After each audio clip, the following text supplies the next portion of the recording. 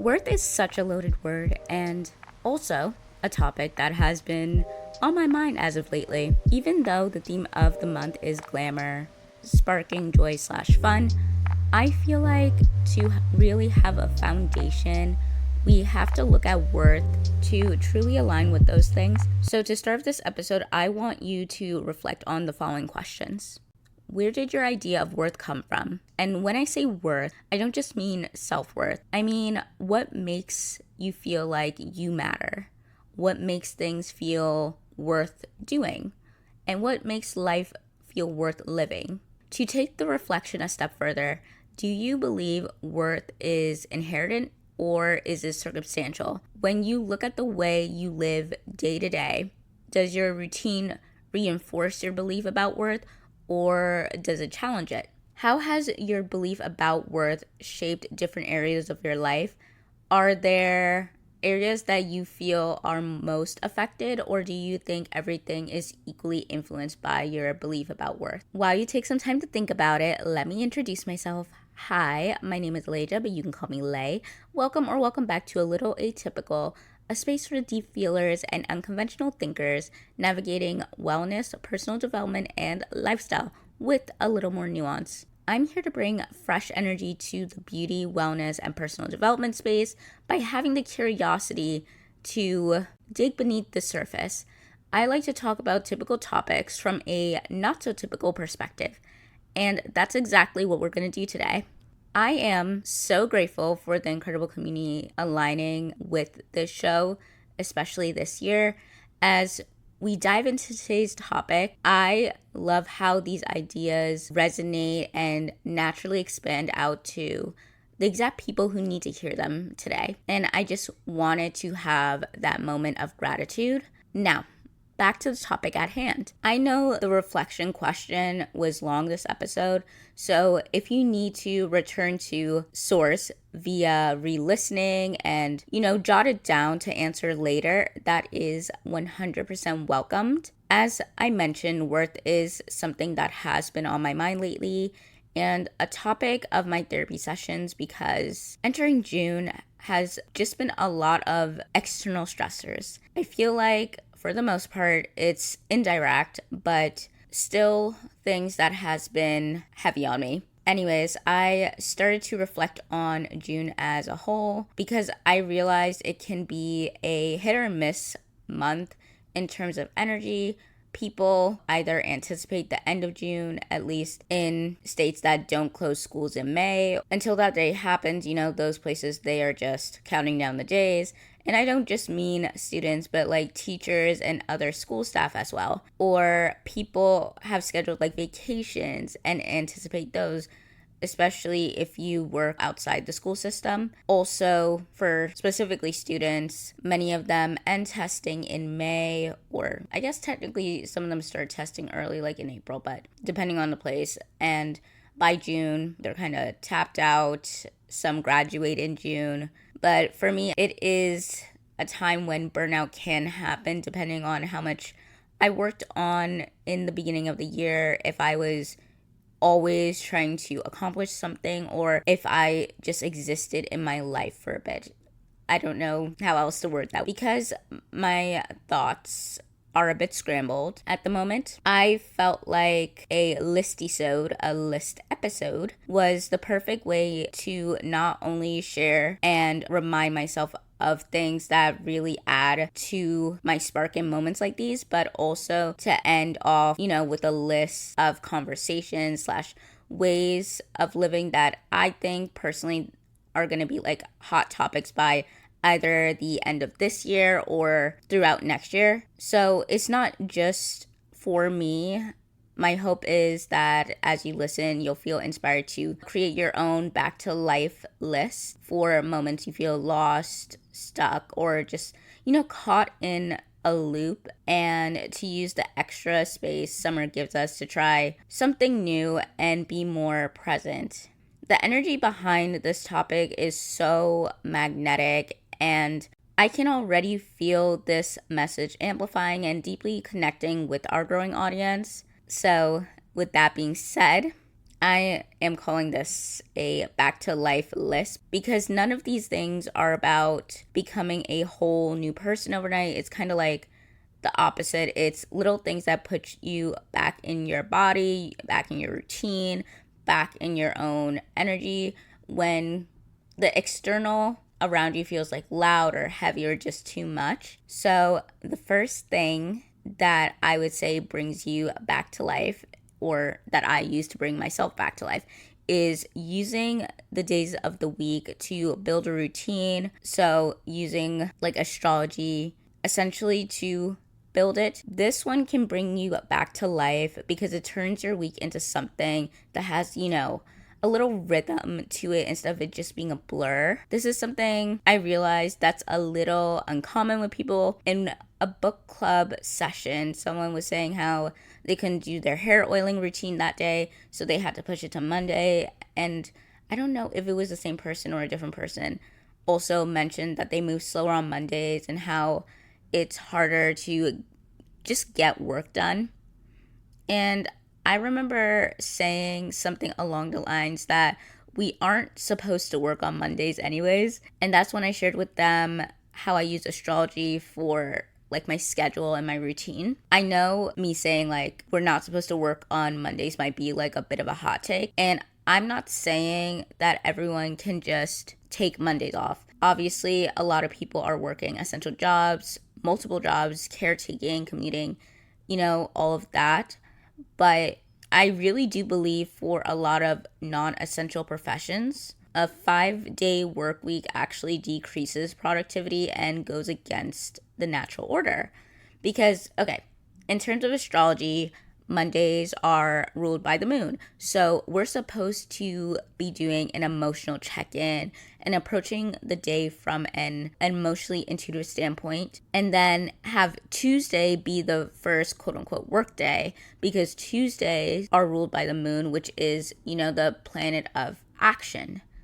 So just a reminder, like if you've been beating yourself up for feeling like foggy or slow on Mondays, because I know it's a thing to really hate Mondays, at least when I was growing up, maybe you're not lazy or, quote unquote behind. I don't believe in laziness anyways, but maybe you're just moving in a rhythm your body agrees with, And that's kind of the whole point of the structure, because when you map your week to the energy of each day, you stop forcing yourself to operate the same way 7 days straight. So instead, you start giving each day a little, role. And that alone can bring you back to life because it just adds meaning and self-trust back into your daily structure, your routine.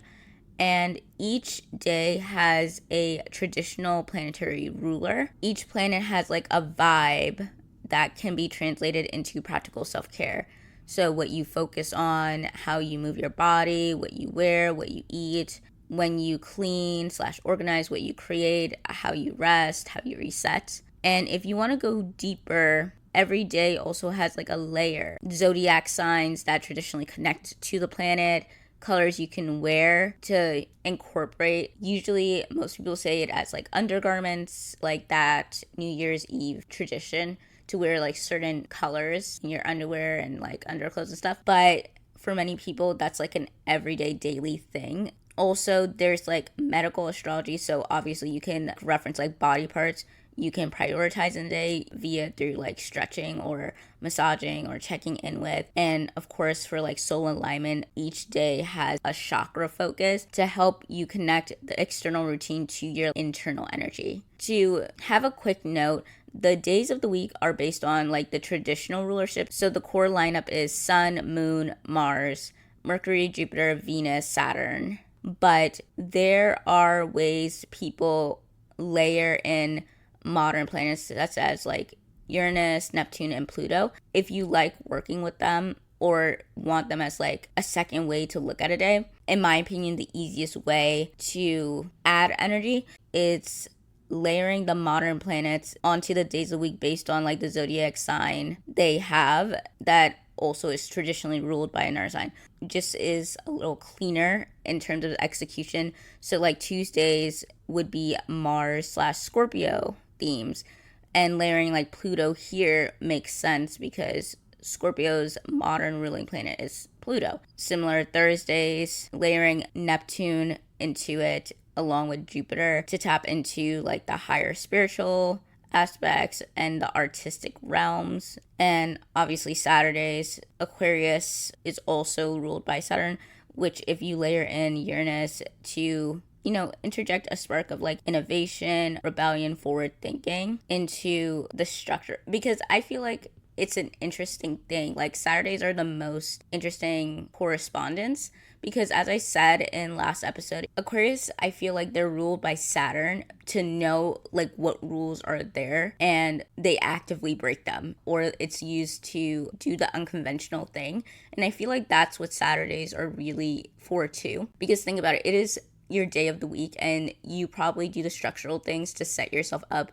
whether it's like prep ingredients to cook for Sunday or do the grocery shopping or doing the deep house clean, because maybe because of the 5-day work week, that's all really what you can do. But you also get out of your routine on that day too, like especially if you have kids. Like a lot of times Saturdays are used to like bring the kids somewhere. Maybe if you don't have kids, it's a day to like fill a hobby or like do a class that maybe you can't do during the work week because you just wouldn't have time. It just makes sense. I will break down each day and how I organize it based on like research, because originally this came from like my wind down routine. And a quick note on the colors I listed, because the colors are rooted primarily in Vedic astrology, but keep in mind that color association varies across different cultures and practices.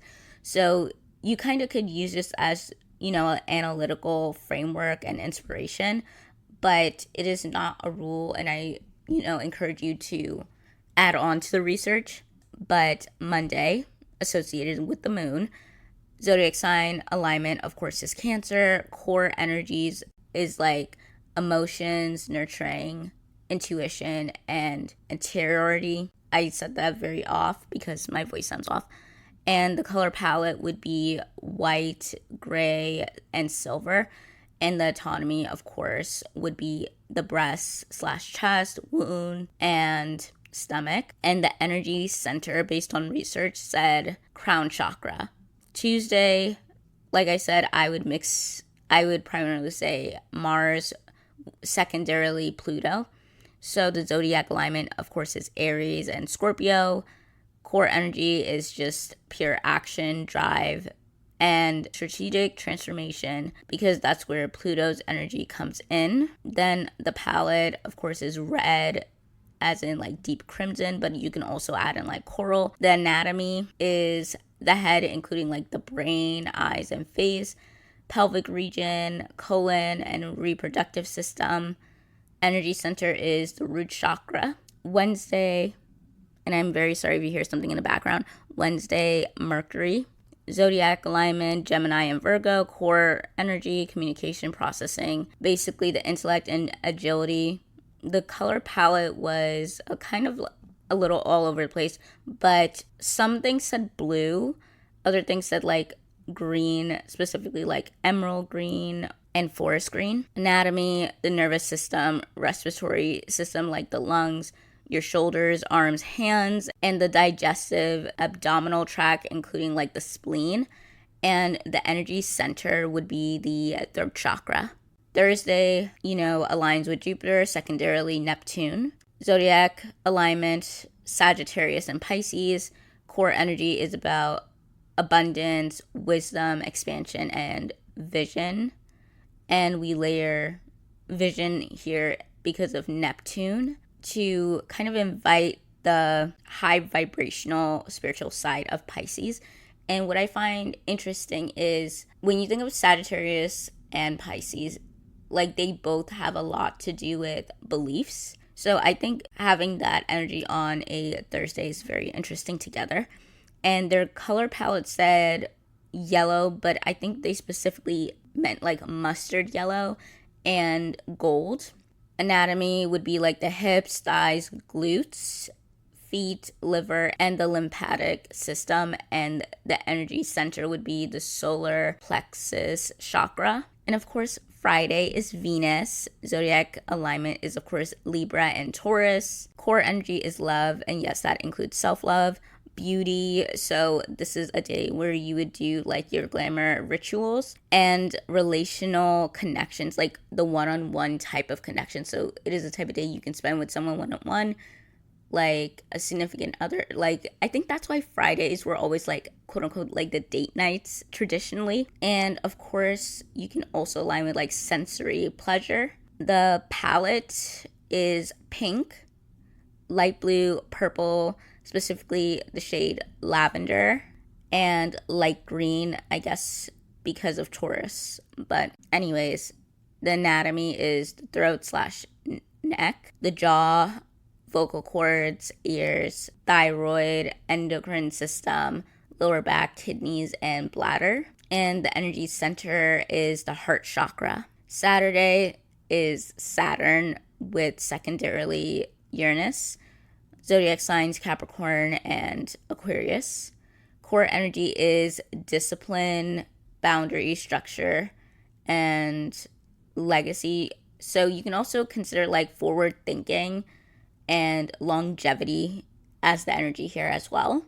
The color palette is black, dark blue, indigo, navy, and anatomy is like the structural foundation. So like the bone, teeth, skin, knees, shins, ankles, and the entire circulatory system as a whole. And the energy center is the third eye chakra. And last but not least, Sunday, obviously, the sun is associated with it. Zodiac sign Leo, as they are traditionally ruled by the sun. Core energy is about self-expression, vitality, creativity, and the core essence of the self, whatever that means for you. And the color palette is supposed to match the sun, so it's like orange, gold, and bright red. The anatomy includes like the heart, spine, upper back, and just the vital flow of, like it technically is associated with the circulatory system as well. Similar because both days are associated with that system because Aquarius rules over the circulatory system as a whole, but because Leo rules over the heart, it contributes via like blood pressure. And I think that's kind of interesting if you think about it this way, because they are on, their sister signs. So they're basically on the same axis. And the energy center of that day is the sacral chakra. And now if you want to take this process a step further and make it even more personal, you'll have to look at your houses. So for example, I'm a Cancer rising. My first house is Cancer, which means Mondays for me are an automatic, non-negotiable self-care day for me, even though traditionally, like, yes, self-care is also Fridays. But for specifically Mondays, I will put on a face mask, do some intuitive movement, cook a nourishing meal if I didn't cook for the week already. And it just makes me feel amazing and grounded back into my own skin. But it doesn't necessarily just stop at Monday. So other examples like Sundays are dedicated to things that like build up my self-worth and fuel my creativity. So obviously Leo traditionally rules over the fifth house, so creativity and expression is always there. But also I just do things that improve my self-worth because it's my second house. Fridays are usually when I, like outside of Mondays, I also focus on the home on Fridays because Libra is my fourth house. I also, think more about the home in that way. And obviously Tuesdays are days I lock completely in on my career stuff and my passions because Scorpio rules over my fifth house and Aries rules over my 10th. So I do more deep dives those days. I do a lot of research those days. I do what I need to do those days. And you can map up your own chart the exact same way. And if you are also a fellow Cancer rising, a quick pro tip is to look at the specific sign the moon is currently in each day and see the specific house is transiting in your chart through any given day. So it will tell you everything you need to know about, like, for example, what your nervous system is asking of you in that exact moment. And ultimately, if you have complete control over your daily schedule and you really want to optimize your time, look into planetary hours because it adds a whole other layer of intentionality about how you like space out your day. Okay, so the next one on my list that I've recently picked up is I've been experimenting with creating basically tea combos at home.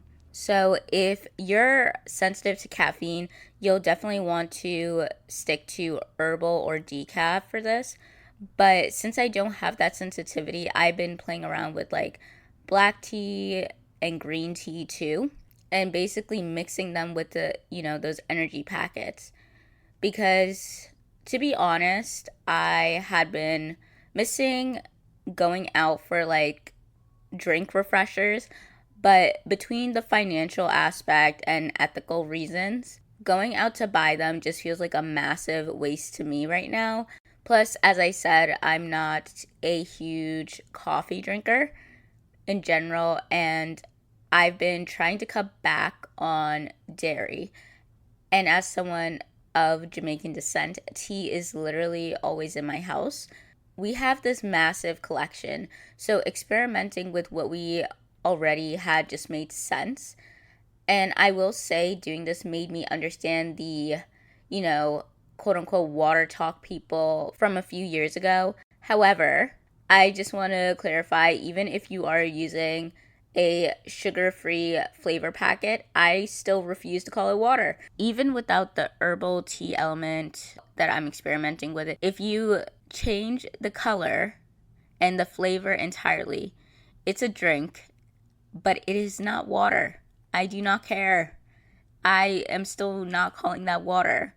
But back to the point, if you are also on a health journey, this is also a brilliant hack because you get to create something that feels like a treat, but you kind of have like the ability to design what's in it. To completely elevate these, something I suggest is like dropping fresh fruit in them, or like blending the fruit into like a puree, or squeezing like lemon juice or having lemon slices in it.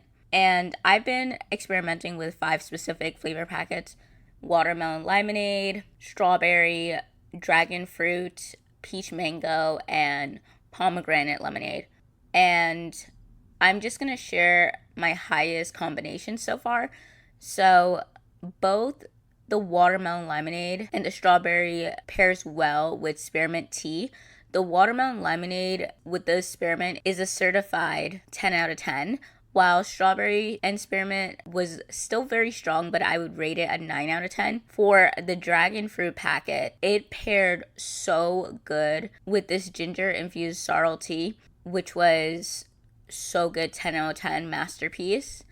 Then peach mango, I just feel like it's a very agreeable flavor. So it scored a 10 out of 10 with 2 different bases. So I had this peaches and ginger black tea, and it was really good with that. And the decaf green tea, it was also really good with. So if you're new and want to experiment, I just feel like the peach mango is your safest bet. And unfortunately, for the pomegranate lemonade, I'm still working on figuring out what it pairs well with, because I haven't had a tea pairing with it that's like 8 to 10. So there's that. But anyways, part of the reason why this can bring someone back to life is just the sheer ritual of it.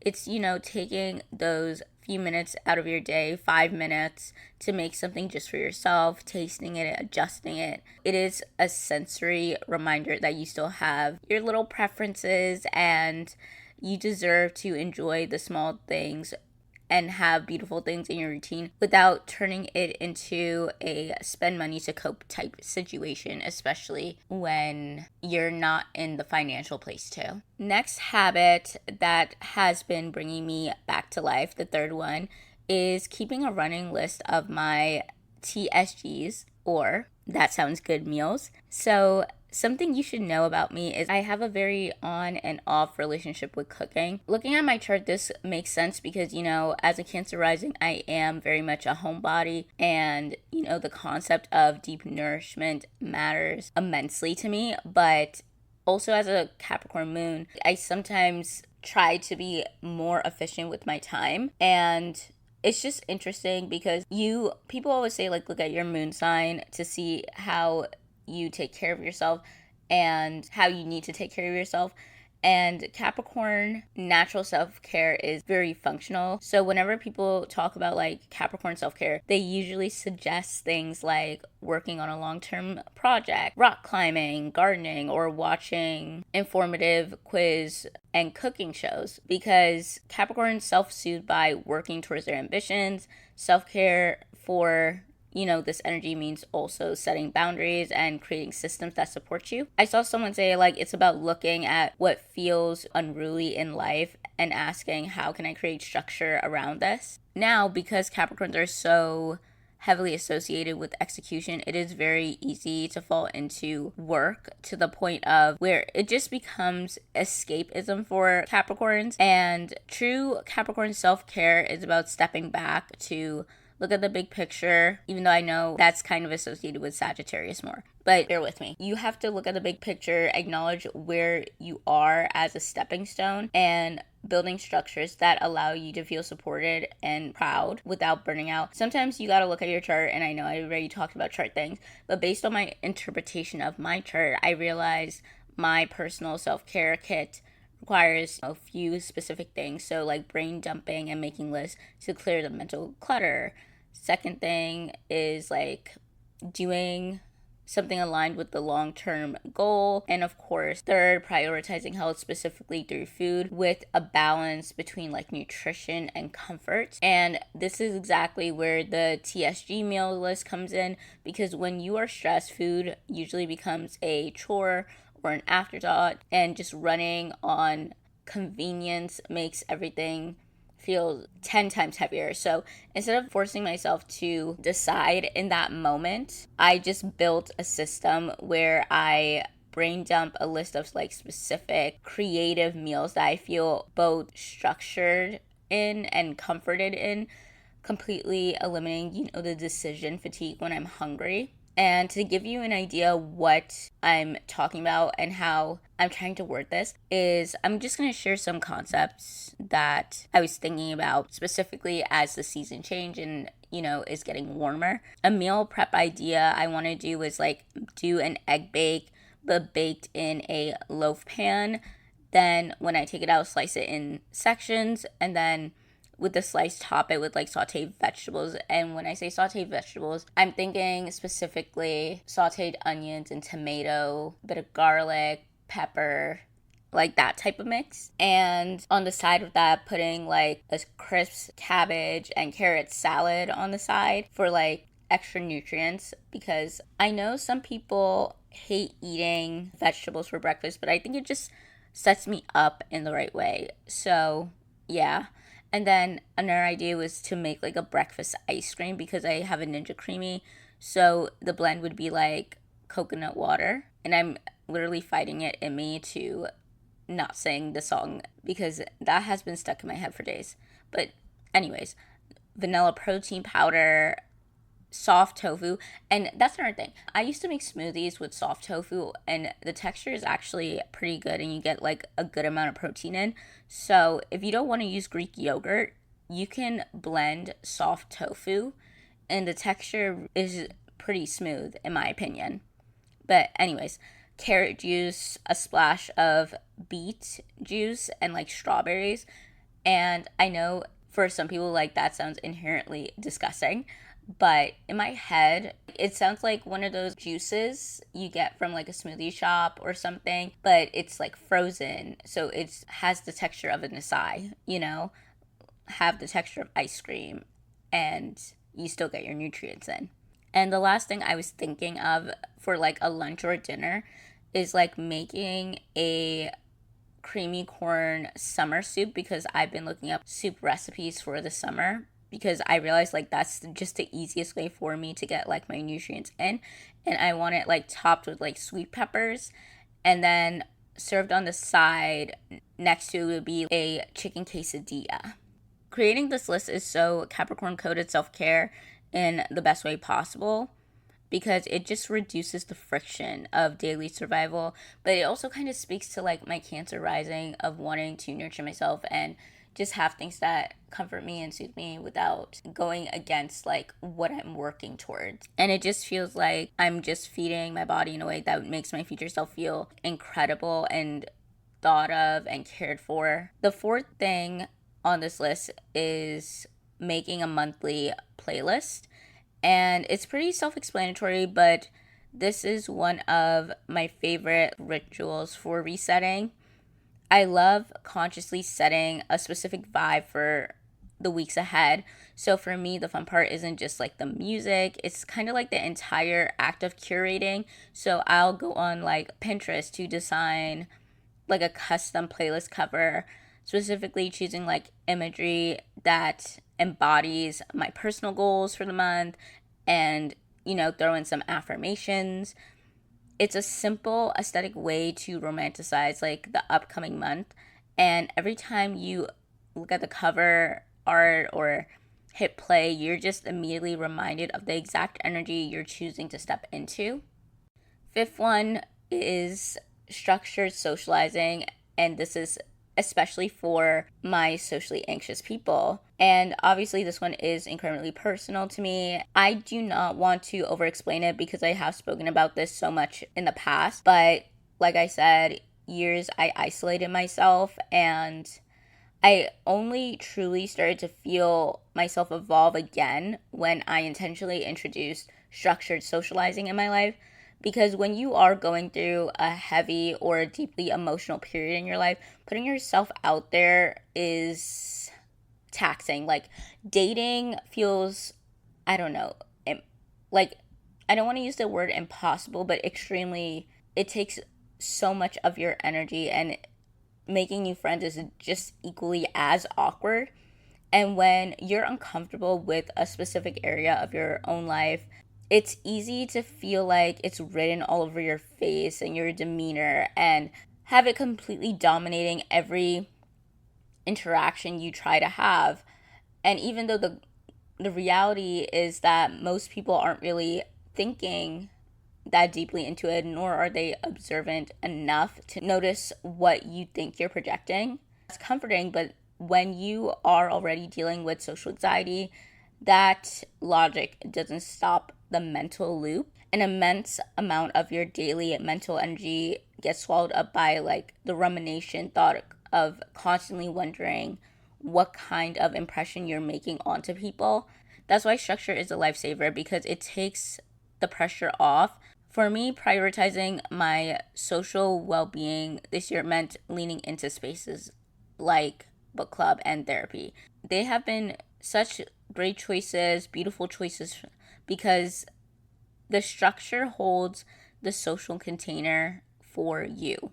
You don't have to freestyle connection from scratch or figure out what to say, because the focus is already built into the room.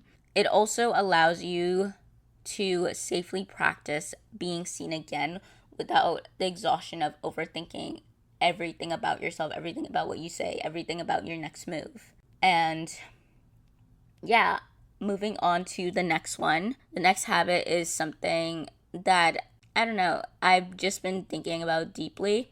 So we are constantly bombarded with other people's highly specific, curated routines online. And it gets so overwhelming that we completely forget to build our own foundational wellness practices.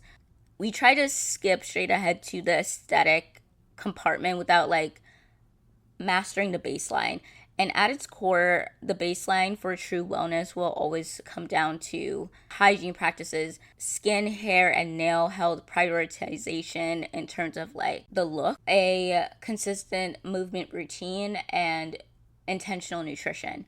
So the beauty of it is that there are infinite ways to approach each pillar, and there's no right way. Once you block out the noise and figure out the exact method that personally elevates you, everything changes.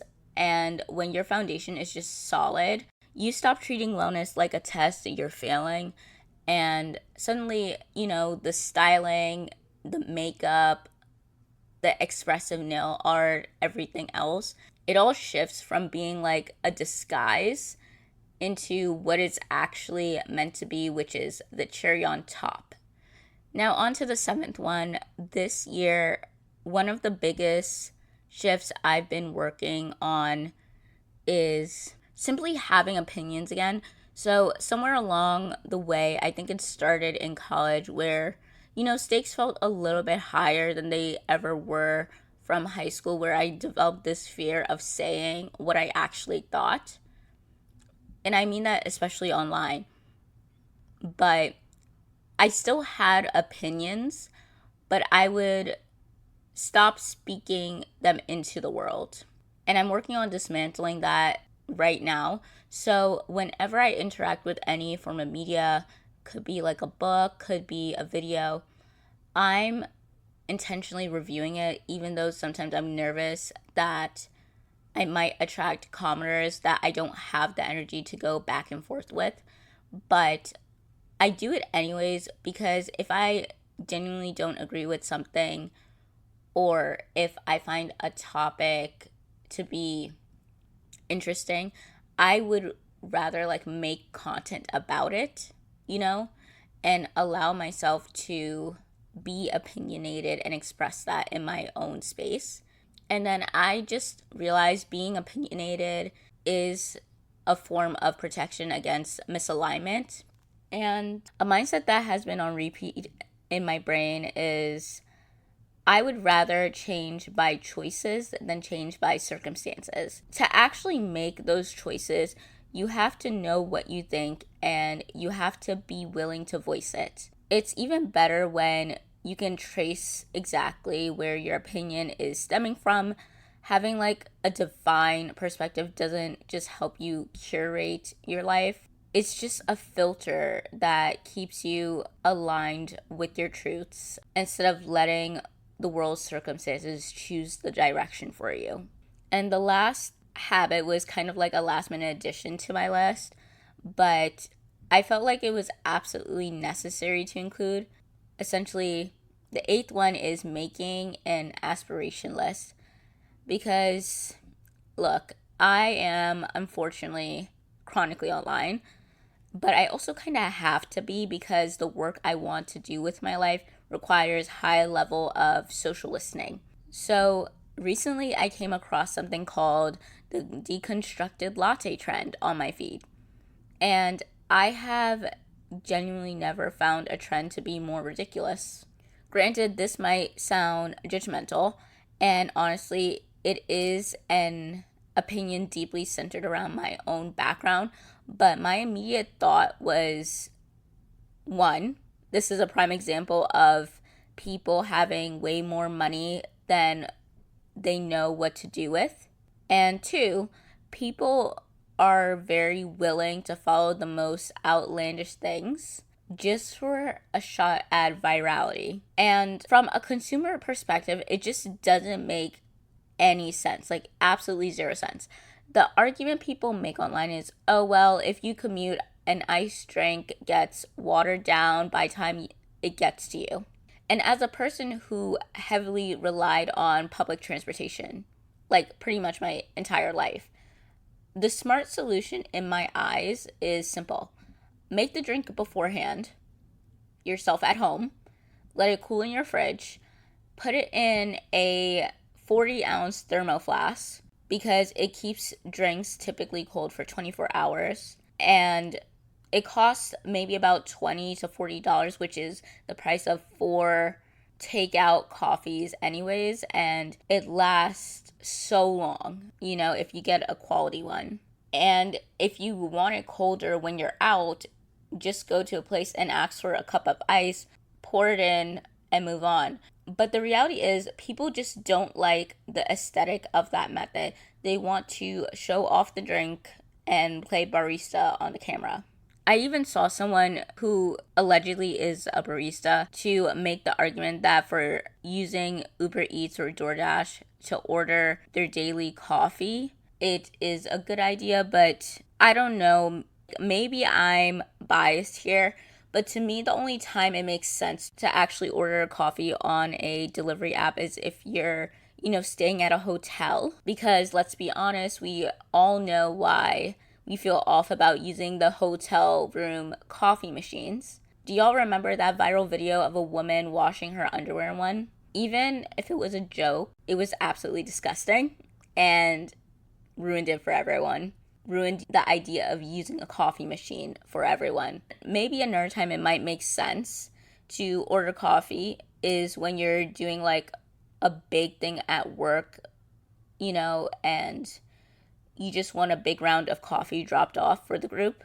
But outside those specific scenarios, ordering single drinks or, entire restaurant meals on delivery apps daily just doesn't make sense to me. To me, food delivery apps make a lot more sense for, ordering groceries than just restaurant takeout, because at least with groceries, it kind of keeps you focused on the list and prevents you from mindlessly picking up things that you didn't plan for and end up regret buying. But you sometimes see people using delivery apps daily for every single meal and snacks for the day because they just hate cooking. And by the time you add it all up, the weekly total easily hits $750 or more. And honestly, at that point, it would just literally be cheaper to hire a personal chef to meal prep for you for the week than to keep ordering out. And under videos like that, thousands of people comment like, when I get rich, this is what I want to do. And when you look at content like that, it's easy to internalize someone else's performance of richness as your own goal. And I kind of wish I had someone tell me to do this, because it's so easy to look online for what you should want. But as I've gotten older, I've started to notice the performance of richness as opposed to actually being rich. And an aspiration list pulls you out of that, viral comparison and grounds you back into your actual values. For example, because I sometimes enjoy cooking, my aspiration list doesn't include like ordering takeout every day. Instead, it could look like traveling to different countries, and while I'm there, having like cool experiences, like taking a local cooking class and, like exploring the other cultures. Or I guess on a homeland basis, if I can't travel, I would want to use the money to allocate my resources to hire a professional organizer a few times a year, like maybe have them come in either 2 times a year or have them come in quarterly if I'm one of those people who accumulate a lot of stuff.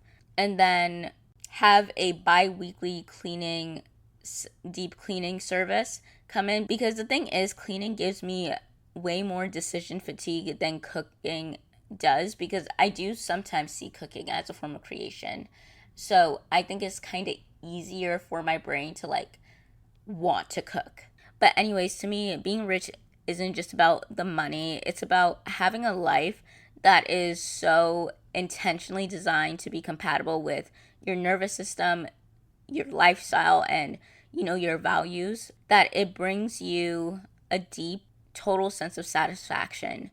It's about knowing what you want your life to feel like when you're absolutely not performing it for anybody else. All right, this episode is pretty long already.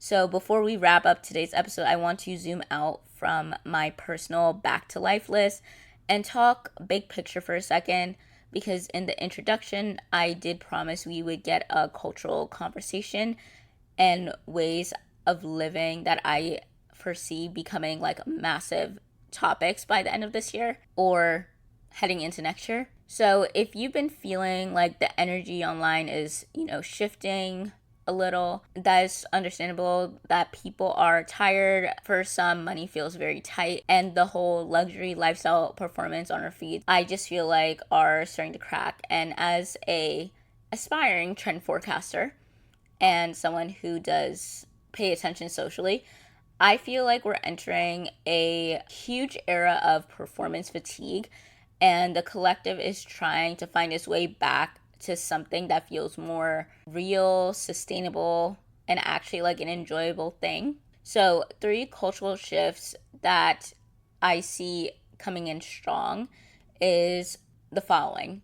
The first up, I am going to list frugal chic, which is a term trademarked by the creator Mia McGrath, and a YouTuber and podcaster, Haley Gamba, did her own exploration of that on her platform. So if you look at the page for the publication, specifically like it's on Substack, it's defined as a movement of thousands of ambitious women redefining what wealth looks like in their 20s. And the core philosophy is that frugality doesn't mean deprivation. It means savvy with your money and your time. And I think right now we are witnessing this cultural moment where everyday food is used as a prop to signal wealth online or used in brands, while grocery store prices are increasing. At the same time, people are romanticizing like going completely offline as a lifestyle shift, completely ignoring the irony that they are using that exact narrative to build a digital platform. And we're even seeing like reading being treated as a performance of wealth, which honestly kind of borders on anti-intellectualism, because it the way people are going about it, because obviously I'm a huge believer of reading and everything like that. I read a lot of books, I talk about a lot of books, it's my favorite hobby. The way people are using that now, they do it in a way that's like, if you're not doing this, you don't have a life of luxury or a life of leisure. Because the thing is, I don't blame people for not having enough time to read, because sometimes people just are working multiple jobs. And then it goes into that conversation of like, oh, are audiobooks reading or not, and stuff like that. And so the way people are going about it, they are using it as like a status symbol, even though education and literature should be universally accessible materials. And so I just feel like many people just aren't as impressed by the flexes anymore. I feel like in the 2010s, it was so easy to like quote unquote flex on someone. But now, being more aware, I think many of us are changing our perspective on this. And as, the job market gets tougher, and breaking through as a creative or an influencer or whatever you want to be via digital isn't as easy, we're shifting from look how much I can buy to look how smart I can be with what I have. And I think it's basically the modern evolution of the classic economic of like, the lipstick effect. So turning to small accessible luxuries instead of big ticket splurges during times like this. So moving forward, I predict we are going to see a massive surge in intentional capsule wardrobes over, endless hauls. Multifunctional products that cut down on the clutter, specifically for beauty, is what I'm looking at. And real community building centered around resourcefulness. So, like, think skill swapping, neighbors teaching neighbors, and designing accessible resources so people can keep their lives elevated without going broke. The second thing I wanted to mention was the art of dilly-dallying. And I know it sounds like I'm telling you to go out, be a cartoon character, and just frolic around, but hear me out. I've been seeing videos about dilly-dallying, and dilly-dallying is the ultimate anti-hustle. I think it kind of goes along the hands of like the analog thing going on. So it is basically a symptom of severe burnout, and for years we've been pushed into hyper productivity, hustle culture, work structures, and dilly-dallying is just wandering without a destination. Essentially a funnier way of saying wanderlust, but like, I guess it's more accessible wanderlust, because wanderlust I feel like is more about also traveling to like these great distance, but dilly-dallying is like in a short-term travel, if that makes sense. It's essentially like taking the long way home, wasting time in a beautiful way, and letting yourself exist in moments without trying to like optimize, monetize, or turn everything to a productivity hack. And people are just realizing you cannot refuel your brain by scheduling your rest like a meeting. You know, like sometimes you just need to drop the rigidness to feel like a person again. And last but not least, I had to mention the practice of commonplace journaling, which is essentially taking a notebook or a digital page where you collect everything that actually feeds your intellect and curiosity. And I feel like this is a little bit different from what I mentioned before about performative intellectualism, because it's essentially not a traditional diary where you write about your day, but just a central archive is where you store like things like quotes you loved from books, analytical research notes, astrology framework sometimes, recipes, playlist concepts, and just passing thoughts. And in a world where our attention spans are completely fractured by algorithms and endless scrolling, commonplace journaling is a tool for autonomy. It's basically like a physical anchor that forces you to slow down and take the information that's being presented to you and actually live like, wait, what do I actually think about this? And I do think it kind of feeds back into the things I was saying earlier about reviewing and stuff like that, because allowing yourself to be opinionated and like a commonplace is like little niches of knowledge, but it also is like, what do you think about that knowledge? Like, what questions does it fuel into you, you know? And I think all of that is so important. So honestly, all three of these trends are just different ways of the collective trying to come back to life. It's just a reminder that resetting your energy is not necessarily like this dramatic thing, and it's definitely not something that can happen overnight. It's just within the process. So thank you for hanging out with me and sharing your space with me. And as I release these words into the world, knowing that they are effortlessly drawing in those who seek this exact alignment, it just feels really good to have this, because I'll be honest, creating this episode was so hard for me because I am going through a burnout phase.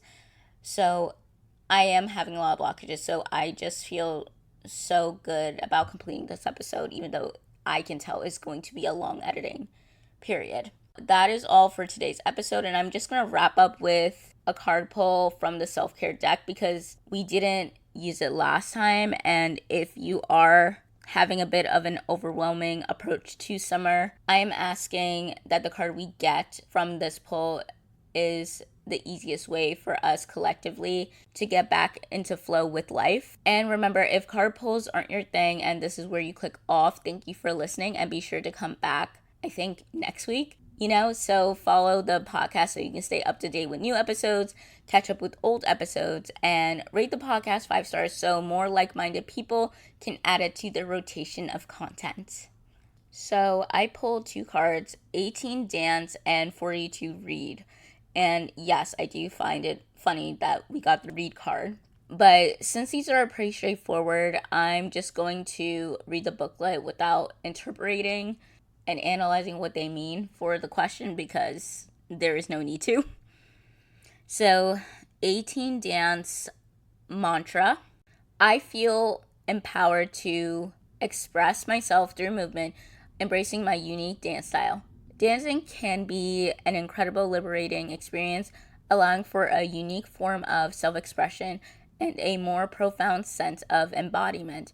It allows us to return to the body in the here and now, to clear energetic blocks, to push our physical limitations, and to stretch into new realms of movement and creativity. So whether you want to put on your dancing shoes or go barefoot, it's time to move and shake what your mama gave you. Take a dance class, watch a video tutorial about a specific dance style, or just dancing at home for your own pleasure. As you gain more confidence in your ability to move and express yourself, you might try ecstatic dance, nights out dancing at a club, burlesque, dancing for your lover, or even taking a class and performing on stage. If you have a physical limitation that prevents you from dancing, try a closed eye meditation in which you visualize yourself dancing. While doing so, notice how your energy is moving and release any limiting beliefs and old stories that no longer serve you. Journal prompt. Do you feel comfortable dancing? If yes, what style of dance makes you feel most radiant and best expresses you? If no, why do you feel uncomfortable and how do you think you can work through this discomfort? 42. Read. Mantra. I enjoy expanding my mind. Whether the book is a fantasy novel or a work of nonfiction, reading opens us to new perspectives and expands our mind. Get your hands on a book that gets you excited. Borrow one from a friend, visit your local library and ask the librarian for top picks, or go to a bookstore and browse the recommended titles table. Turn the experience of discovering what's just right for you into an adventure. Make sure you set aside some time to read a few pages a day. This self-care practice can be perfect for beginning your day or winding down in the evening. Consider how reaching for a book instead of your phone could support you in finding more balance. Journal prompt. What was your favorite book to read as a kid, and how does it make you feel to think about reading it now?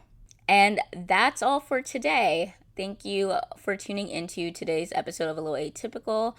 If you found this helpful, don't forget to subscribe and share this with someone who might need to hear this message. Remember to view the description box where you can find important links such as the one to my website where there's so much more bonus content, and the one to my Substack, which is now called Life Well Designed, and I'm just having fun over there.